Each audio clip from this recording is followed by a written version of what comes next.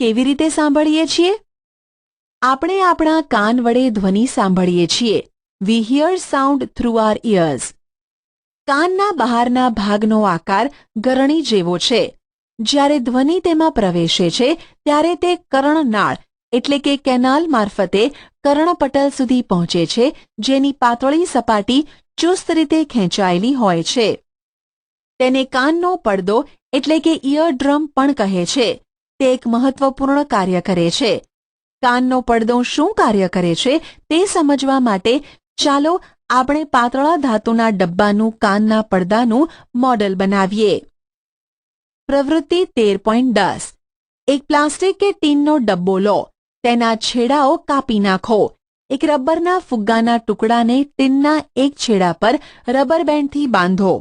સૂકા કઠોળના 4 કે 5 દાણા ખેંચાયેલા રબર પર મૂકો. હવે તમારા મિત્રને ખુલ્લા છેડા તરફથી હુર્રે હુર્રે બોલવાનું કહો. કઠોળના દાણાનું અવલોકન કરો. શા માટે દાણા ઉપર નીચે કૂદકા મારે છે? કાનનો પડદો એ ખેંચાયેલા રબરના પડ જેવો હોય છે. ધ્વનિના કંપનો કાનના પડદાને કંપિત કરે છે. કાનનો પડદો કંપનોને આંતરિક કાન સુધી મોકલે છે. ત્યાંથી ધ્વનિના તરંગોને મગજ સુધી પહોંચાડવામાં આવે છે. આ પ્રકારે આપણે ધ્વનિને સાંભળીએ છીએ. આપણે આપણા કાનમાં ક્યારેય તીક્ષ્ણ, અણીદાર કે સખત વસ્તુ નાખવી જોઈએ નહીં. તે કાનના પડદાને નુકસાન કરી શકે છે, જેનાથી શ્રવણ એટલે કે સાંભળવાની શક્તિ ઓછી થઈ શકે છે. કંપનનો કંપવિસ્તાર, આવર્તકાળ અને આવૃત્તિ. Amplitude, time period and frequency of a vibration. આપણે શીખ્યા છીએ કે કોઈ પદાર્થને વારે વારે આમ તેમ ગતિ કરવાને પદાર્થનું કંપન કહે છે. આ ગતિને દોલિત ગતિ, ઓસિલેટરી મોશન પણ કહે છે. તમે તમારા અગાઉના વર્ગોમાં દોલિત ગતિ અને તેના આવર્તકાળ વિશે શીખી ગયા છો. 1 સેકન્ડ દીઠ થતા દોલનોની સંખ્યાને દોલનની આવૃત્તિ કહે છે. આવૃત્તિને હર્ટ્ઝ એકમ દ્વારા દર્શાવવામાં આવે છે. તેનો સંકેત હર્ટ્ઝ છે. જો 1 સેકન્ડ દીઠ 1 દોલન થાય તો આવૃત્તિ 1 હર્ટ્ઝ કહેવાય છે. જો એક પદાર્થ 1 સેકન્ડમાં 20 વખત દોલન પૂરા કરે તો તેની આવૃત્તિ શું હશે? તમે ધ્વનિ ઉત્પન્ન કરતા પદાર્થોને જોયા વગર ઘણા પરિચિત ધ્વનિ એટલે કે અવાજને ઓળખી શકો છો. તે કેવી રીતે શક્ય બને છે? તે માટે આવશ્યક છે કે ધ્વનિ અલગ અલગ પ્રકારના હોય. તમે ક્યારેય વિચાર્યું છે કે કયા પરિબળો તેમને અલગ પાડે છે? કંપ વિસ્તાર એટલે કે એમ્પ્લિટ્યુડ અને આવૃત્તિ એટલે કે ફ્રીક્વન્સી એ ધ્વનિના અગત્યના ગુણધર્મો છે. શું આપણે ધ્વનિને તેમના કંપ વિસ્તારો અને આવૃત્તિઓને આધારે અલગ કરી શકીએ છીએ? પ્રબળતા અને પીચ. તીણાપણું, લાઉડનેસ એન્ડ પિચ. પ્રવૃત્તિ 13.11. એક ધાતુનો ગ્લાસ અને એક ટેબલ સ્પૂન એટલે કે ચમચો લો. ચમચાને ધીમેથી ધાતુના ગ્લાસની ધાર પર અથડાવો. હવે તેમાં ઉત્પન્ન થતો ધ્વનિ સાંભળો. ત્યારબાદ ચમચા વડે ધાતુના ગ્લાસ પર તીવ્ર પ્રહાર કરો અને ઉત્પન્ન થતો ધ્વનિ ફરીથી સાંભળો.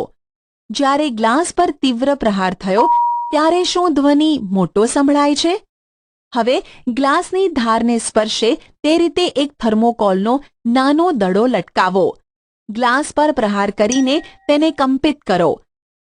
દડો કેટલો દૂર સ્થાનાંતરિત થાય છે તે જુઓ. દડાનું સ્થાનાંતર તે ગ્લાસના કંપનના કંપ વિસ્તારનું માપ છે. હવે ગ્લાસ પર ધીમેથી પ્રહાર કરો અને પછી થોડા જોરથી પ્રહાર કરો. આ બંને કિસ્સામાં કંપનના કંપ વિસ્તારોની સરખામણી કરો. કયા કિસ્સામાં કંપ વિસ્તાર વધારે એટલે કે મોટો છે? ધ્વનિની પ્રબળતા ધ્વનિ ઉત્પન્ન કરતા કંપનના કંપ વિસ્તારના વર્ગના સમપ્રમાણમાં હોય છે.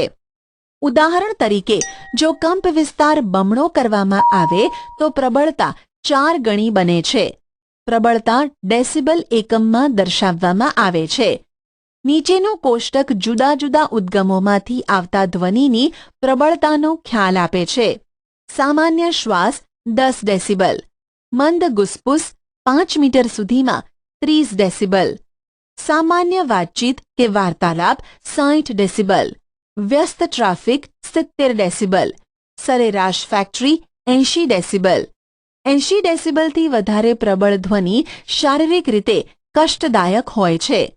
ધ્વનિની પ્રબળતા તેના કંપવિસ્તાર પર આધાર રાખે છે.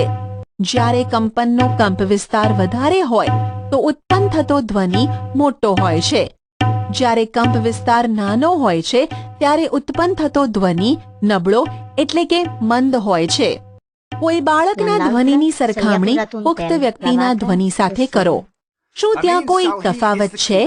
જો બે ધ્વનિ સમાન રીતે જોરથી કે મોટેથી બોલાયેલા હોય તેમ છતાં તેઓ કેટલીક રીતે જુદા પડે છે. ચાલો આપણે જોઈએ કેવી રીતે તે જુદા પડે છે. હું આશ્ચર્યચકિત છું કે મારા અવાજ મારા શિક્ષકના અવાજથી જુદો છે. ધ્વનિનું તીણાપણું, શ્રિલનેસ, પિચ તેની આવૃત્તિ નક્કી કરે છે. જો કંપનની આવૃત્તિ વધારે હોય તો આપણે કહીએ છીએ કે અવાજ તીણો છે અને તેની પીચ વધારે છે. જો કંપનની આવૃત્તિ ઓછી હોય તો આપણે કહીએ છીએ કે ધ્વનિનો પિચ તીણાપણું ઓછો છે. ઉદાહરણ તરીકે ડ્રમ એ ઓછી આવૃત્તિથી કંપન કરે છે, તેથી તે ઓછા પિચવાળો ધ્વનિ ઉત્પન્ન કરે છે. જ્યારે બીજી બાજુ સિસોટીની આવૃત્તિ વધારે હોય છે, તેથી તે વધારે પિચવાળો ધ્વનિ ઉત્પન્ન કરે છે. પક્ષી ઉચ્ચ પિચવાળો ધ્વનિ ઉત્પન્ન કરે છે, જ્યારે સિંહની ગર્જનાનો પિચ ઓછો હોય છે. જો કે સિંહની ગર્જના ઘણી વધારે પ્રબળ હોય છે, જ્યારે પક્ષીઓનો ધ્વનિ દુર્બળ હોય છે. આપણે દરરોજ બાળકો અને પુખ્ત વ્યક્તિઓના અવાજ સાંભળીએ છીએ. શું તમને તેમના અવાજમાં કોઈ તફાવત જોવા મળે છે?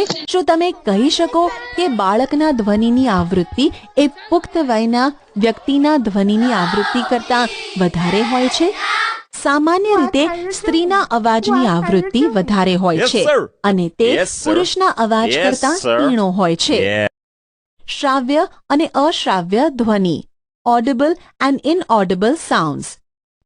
આપણે જાણીએ છીએ કે ધ્વનિની ઉત્પત્તિ માટે આપણને કંપન કરતા પદાર્થની જરૂર પડે છે. શું આપણે બધા જ કંપન કરતા પદાર્થોના ધ્વનિ સાંભળી શકીએ છીએ? હકીકત એ છે કે 20 કંપન પ્રતિ સેકન્ડ 20 હર્ટ્ઝ કરતાં ઓછી આવૃત્તિવાળા ધ્વનિ મનુષ્યના કાન વડે પારખી શકાતા નથી. આવા ધ્વનિ અશ્રાવ્ય કહેવાય છે.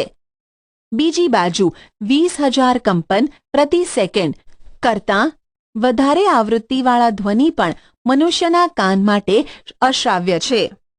આમ મનુષ્યના કાન માટે શ્રાવ્ય આવૃત્તિની પહોંચ, મર્યાદા કે રેન્જ આશરે 20 હર્ટ્ઝથી 20,000 હર્ટ્ઝ છે. અમુક પ્રાણીઓ 20,000 હર્ટ્ઝથી વધારે આવૃત્તિવાળા ધ્વનિ સાંભળી શકે છે. શ્વાન, ડોગ્સ આ ક્ષમતા ધરાવે છે. પોલીસ કર્મીઓ ઉચ્ચ આવૃત્તિનો ધ્વનિ ઉત્પન્ન કરવાવાળી સિસોટીઓનો ઉપયોગ કરે છે, જે શ્વાન સાંભળી શકે છે પરંતુ મનુષ્યો સાંભળી શકતા નથી. ઘણી તબીબી સમસ્યાઓની તપાસ કરવા અને પગેરું મેળવવા માટે 20,000 હર્ટ્ઝથી ઉચ્ચ આવૃત્તિ પર કાર્ય કરતા અલ્ટ્રાસાઉન્ડ સાધનોથી પણ આપણે પરિચિત છીએ. ઘોંઘાટ અને સંગીત, નોઇઝ એન્ડ મ્યુઝિક. આપણી આસપાસ આપણે વિવિધ પ્રકારના ધ્વનિ સાંભળીએ છીએ. શું આ ધ્વનિ હંમેશા ખુશી આપે છે? શું ક્યારેક ધ્વનિ તમારા માટે અગવડનું કારણ બને છે? અમુક ધ્વનિ કાન માટે સુખદ લાગે છે, જ્યારે અમુક લાગતા નથી. ધારો કે તમારી પડોશમાં બાંધકામ કન્સ્ટ્રક્શન ચાલી રહ્યું છે. શું કન્સ્ટ્રક્શન સ્થળ સાઇટ પરથી આવતો ધ્વનિ સુખદ લાગે છે? શું તમે બસ કે ટ્રકના હોર્ન દ્વારા ઉત્પન્ન થતો ધ્વનિ માણો છો કે ગમે છે? આવા અસુખદ ધ્વનિને ઘોંઘાટ એટલે કે નોઇઝ કહેવાય છે. ક્લાસરૂમમાં જો બધા જ વિદ્યાર્થીઓ એકસાથે બોલે તો ઉત્પન્ન થતો ધ્વનિ શું કહેવાય? બીજી બાજુ સંગીતવાદ્યો દ્વારા ઉત્પન્ન થતા ધ્વનિને તમે માણો છો, આનંદ લો છો. સંગીતનો ધ્વનિ એટલે કે મ્યુઝિકલ સાઉન્ડ એ કાનને ખુશી આપે છે. હાર્મોનિયમ વડે ઉત્પન્ન થતો ધ્વનિ એ સંગીત ધ્વનિ છે. સિતારનો તાર પણ સંગીત ધ્વનિ આપે છે. પરંતુ જો સંગીત ધ્વનિ પણ બહુ મોટો બને તો શું તે કર્ણપ્રિય રહેશે? ધ્વનિ પ્રદૂષણ, નોઇઝ પોલ્યુશન. તમે હવાના પ્રદૂષણ વિશે જાણો છો. હવામાં અનિચ્છનીય વાયુઓ અને કણોની હાજરી હવાનું પ્રદૂષણ કહેવાય છે. તે જ રીતે પર્યાવરણમાં અતિશય અને અનિચ્છનીય ધ્વનિની હાજરી એ ધ્વનિનું પ્રદૂષણ કહેવાય છે. તમે ધ્વનિ પ્રદૂષણના થોડા સ્ત્રોતની યાદી બનાવી શકો. મોટે ભાગે ધ્વનિ પ્રદૂષણના મુખ્ય કારણો છે વાહનોના અવાજ, વિસ્ફોટ જેમાં ફટાકડાનું ફૂટવું પણ શામેલ છે, મશીનો, લાઉડસ્પીકર્સ વગેરે. ઘરમાં કયા સ્ત્રોત ધ્વનિ ઉત્પન્ન કરે છે? મોટા અવાજથી ચાલતા ટેલિવિઝન અને ટ્રાન્ઝિસ્ટર રેડિયો, રસોઈઘર, કિચનના થોડા ઉપકરણો, કુલર્સ, એર કન્ડિશનર્સ બધા ધ્વનિ પ્રદૂષણ ઉત્પન્ન કરવામાં ફાળો આપે છે. ધ્વનિ પ્રદૂષણની હાનિઓ કઈ છે? What are the harms of noise pollution? શું તમે જાણો છો કે તમારી આસપાસ અતિશય ઘોંઘાટની હાજરી અનેક સ્વાસ્થ્ય સંબંધિત સમસ્યાઓનું કારણ બને છે? અનિદ્રા, હાઇપરટેન્શન એટલે કે હાઈ બ્લડ પ્રેશર, ચિંતા તથા અન્ય ઘણી સ્વાસ્થ્ય સંબંધિત ખામીઓ, ડિસઓર્ડર્સ ધ્વનિ પ્રદૂષણથી ઉત્પન્ન થઈ શકે છે. સતત પ્રબળ ધ્વનિના પ્રભાવ હેઠળ રહેવાવાળા વ્યક્તિની સાંભળવાની ક્ષમતા કામચલાઉ કે અસ્થાયી કે કાયમી રીતે ઓછી થઈ જાય છે. ધ્વનિ પ્રદૂષણને નિયંત્રણમાં રાખવાના ઉપાયો. Measures to limit noise pollution. ઘોંઘાટને નિયંત્રણમાં રાખવા માટે આપણે ઘોંઘાટના સ્ત્રોતો પર નિયંત્રણ રાખવું જોઈએ. આ ઘોંઘાટ નિયંત્રણ કેવી રીતે કરી શકાય છે? આ માટે હવાઈ જહાજના એન્જિનો, પરિવહન, ટ્રાન્સપોર્ટના વાહનો, ઔદ્યોગિક મશીનો અને ઘરેલું ઉપકરણો એટલે કે હોમ અપ્લાયન્સીસમાં સાયલેન્સર લગાડવા જોઈએ. રહેણાંક વિસ્તારોમાં ધ્વનિ પ્રદૂષણ કેવી રીતે નિયંત્રિત કરી શકાય છે? ઘોંઘાટ ઉત્પન્ન કરવાવાળી કામગીરી, ઓપરેશન્સને રહેણાંક વિસ્તારથી દૂર સંચાલન કરવું જોઈએ. ઘોંઘાટ ઉત્પન્ન કરતા ઉદ્યોગોને રહેણાંક વિસ્તારથી દૂર સ્થાપવા જોઈએ. ઓટોમોબાઈલ વાહનોના હોર્નનો ઉપયોગ બને તેટલો ઓછો કરવો જોઈએ. ટેલિવિઝન અને મ્યુઝિક સિસ્ટમ ઓછા અવાજે ચલાવવા જોઈએ. ધ્વનિ પ્રદૂષણની હાનિકારક અસરો ઓછી કરવા માટે રસ્તાઓ અને ઇમારતોની આસપાસ વૃક્ષ વાવવા જોઈએ, જેથી ઘોંઘાટ રહેઠાણો સુધી ન પહોંચી શકે. શ્રવણ ક્ષતિ, હિયરિંગ ઇમ્પેરમેન્ટ. સંપૂર્ણ શ્રવણ ક્ષતિ જે ભાગ્યે જ હોય છે અને તે સામાન્ય રીતે જન્મથી જ હોય છે. આંશિક અશક્તતા સામાન્ય રીતે કોઈ બીમારી, ઈજા કે ઉંમરને કારણે હોય છે. સાંભળવાની ક્ષમતા ઓછી હોય તેવા બાળકોને ખાસ દેખભાળની જરૂર પડે છે. આવા બાળકો સંકેત ભાષા, સાઇન લેંગ્વેજ શીખીને અસરકારક રીતે સંપર્ક કરી શકે છે. કારણ કે બોલવાની ક્રિયા, સ્પીચ એ સાંભળવાની ક્રિયા, હિયરિંગના પરિણામ સ્વરૂપે વિકસે છે. તેથી શ્રવણ અશક્તતાને લીધે પીડાતા બાળકોની બોલવાની શક્તિ પણ દોષપૂર્ણ હોઈ શકે છે. પ્રૌદ્યોગિક સાધનોએ, ટેકનોલોજીકલ ડિવાઇસીસ શ્રવણ ક્ષતિગ્રસ્ત વ્યક્તિઓના જીવનની ગુણવત્તામાં સુધારાને શક્ય બનાવી દીધું છે. શ્રવણ ક્ષતિગ્રસ્ત વ્યક્તિઓની રહેણીકરણીની વ્યવસ્થામાં સુધારો કરવા માટે સમાજ ઘણું બધું કરી શકે છે. પારિભાષિક શબ્દો. કંપ વિસ્તાર, એમ્પ્લિટ્યુડ. શ્રાવ્ય, ઓડિબલ. કાનનો પડદો, ઇયરડ્રમ. Hertz, hertz. કંઠનળી, લેરિંગ્સ. અવાજની પ્રબળતા, લાઉડનેસ. ઘોંઘાટ, નોઇઝ. દોલન, ઓસિલેશન. Pitch, pitch. તીણાપણું, શ્રિલનેસ. આવર્તકાળ, ટાઈમ પીરિયડ. કંપન, વાઇબ્રેશન. સ્વરપેટી, વોઇસ બોક્સ. શ્વાસનળી, વિન્ડપાઇપ. તમે શું શીખ્યા? કંપન કરતી વસ્તુઓ દ્વારા ધ્વનિ ઉત્પન્ન થાય છે. મનુષ્યોમાં સ્વરતંતુઓનું કંપન ધ્વનિ ઉત્પન્ન કરે છે. ધ્વનિ માધ્યમ દ્વારા પ્રસરે છે. વાયુ, પ્રવાહી કે ઘન. તે શૂન્યાવકાશમાં પ્રસરણ ન પામી શકે. કાનનો પડદો ધ્વનિના કંપનોનો અનુભવ કરે છે. તે આ સંકેતોને મગજ સુધી મોકલે છે. આ પ્રક્રિયાને શ્રવણ કહે છે. એક સેકન્ડમાં થતા દોલનો કે કંપનોની સંખ્યાને દોલનની આવૃત્તિ કહે છે. આવૃત્તિને હર્ટ્ઝમાં દર્શાવવામાં આવે છે. કંપનનો કંપવિસ્તાર જેમ વધારે તેમ ધ્વનિ મોટો એટલે કે પ્રબળ. કંપનની આવૃત્તિ જેમ ઉચ્ચ તેમ પીચ વધારે અને ધ્વનિ વધારે તીણો હોય છે.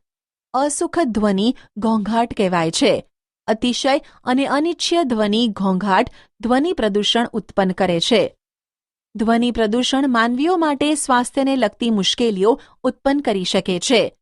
ધ્વનિ પ્રદૂષણ ઘટાડવાના પ્રયત્નો કરવા જોઈએ. રસ્તાની બાજુમાં અને અન્ય સ્થાનો પર વૃક્ષો વાવીને ધ્વનિ પ્રદૂષણને ઘટાડી શકાય છે.